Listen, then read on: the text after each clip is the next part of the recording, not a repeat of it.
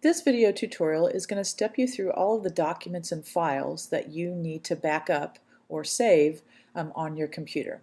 Let's get started with iPhoto. So to find your iPhoto library, let's go ahead and click on the Happy Face Finder down on your dock.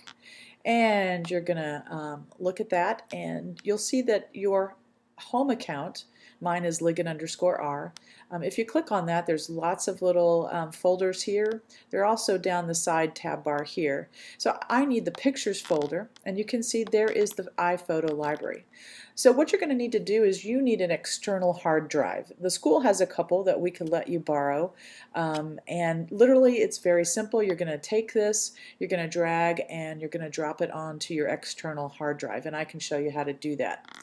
If you'd like to back it up to a DVD, you don't have that many photos, like less than 4 gigabytes, then again, you put your DVD disk into your computer, and once the icon appears, you're just going to again drag it and drop it onto that DVD and then click burn, and that will save all your photos.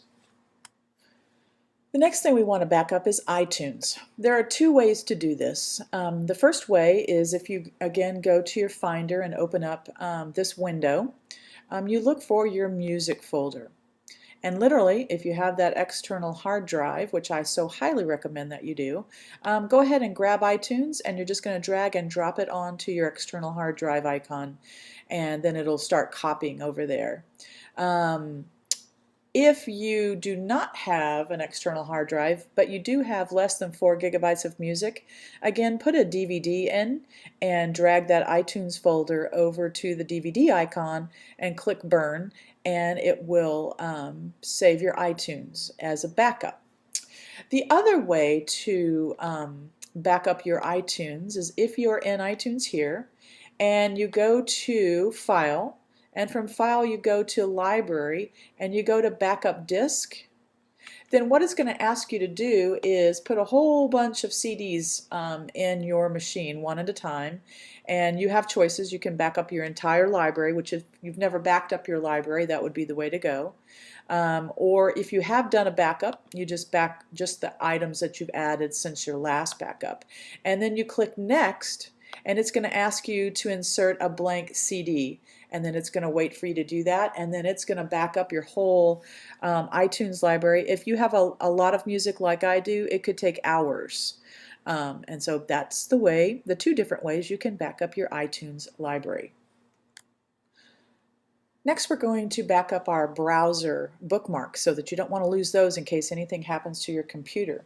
So we'll start with Safari. In Safari, you're going to go to File, and then from File you go down to Export Bookmarks, and you'll get this dialog box that says Safari Bookmarks, and I have mine saved to the desktop, and when I click it, it automatically gives me a file that looks like this, and that's what I need to, when I need to reinstall my Safari Bookmarks, that's the file I'm going to need. So once you've done that, you're going to want to make sure that you have that in a safe location and not just on your laptop, because if your hard drive dies, then so dies your bookmark backup. So you have a choice of either backing that up to your external hard drive, or dragging it onto a CD, DVD, or a zip drive, or the Files One server that 4J has for every employee. So remember, go ahead and back up your bookmarks, but then put them off your computer somewhere safe so that in the event of a crash, you have those and can reload those without having to go, gosh, how many different 100 sites did I have bookmarked, and now I've lost them all. All right, so now let's go to Firefox and how you back up your Firefox. So we are here in the Firefox window, and when you go to Bookmarks, you want to see your Show All Bookmarks, and then you see this little button with the star. If you click on that, you're going to do a backup, and you get this nice little dialog box, and it's going to say this is what it's going to call it, and I want it to put it on the desktop. And when it does that, it looks like that. So it just has that same tag on it. Then I also go back and I export HTML. I just like it in 2 different formats just to be on the safe side. So I click Save for that. And for Firefox, again, if your hard drive crashes, you want to make sure that those two backups are off your computer. Put them on a zip drive, put them on CD, DVD, the Files One server, or your external hard drive. And then should your computer crash and it comes back and you need to restore, again, you come back to the little star and you click restore. And then you choose the file and it's going to find it, and that's the one we're going to restore, and you're back in business without losing your bookmarks. So teachers, if you have iWeb pages, this next backup is critical. You are going to open up your Finder, and remember that's the blue smiley face block there on your desktop. And from Finder, you're going to go ahead and look for your account, which is, for me, it's Ligon_R.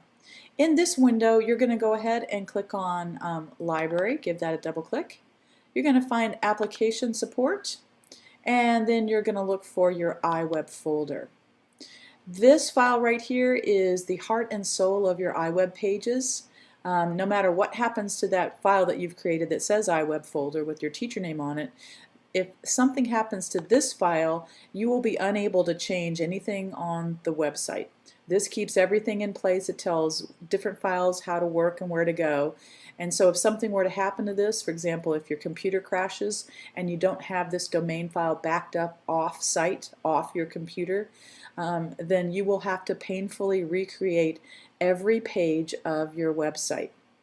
So to back it up, all you need to do is grab it and just drag and drop it onto anything. Your zip drive, a CD, a DVD, the Files One server for 4J, or an external hard drive. The bottom line is you need to have a copy of this off your computer so that you can reinstall that after a crash. The next backup we need to make is on our CPS database. So if you've added any assessments or quizzes onto your CPS database, you need to back up that file too. So again, let's open up Finder by clicking on the blue smiley face box down there on your dock. And then I keep my database stored in my Documents folder. And you can see it right there. It's the MCC CPS database. And this one has all the Envision and Investigation math assessments on it. But if you've taken that one and you have added things to it, then you're going to need to back that up. And again, it's just a simple grab, drag, and drop. You can drop that onto a zip drive, CD, DVD, the Files One server, or external hard drive. Again, you need to drag that off and make sure it's off your computer so that in the event something happens with it, your computer crashes, you will have a backup copy. Of course, no backup would be complete unless you backed up all of your documents.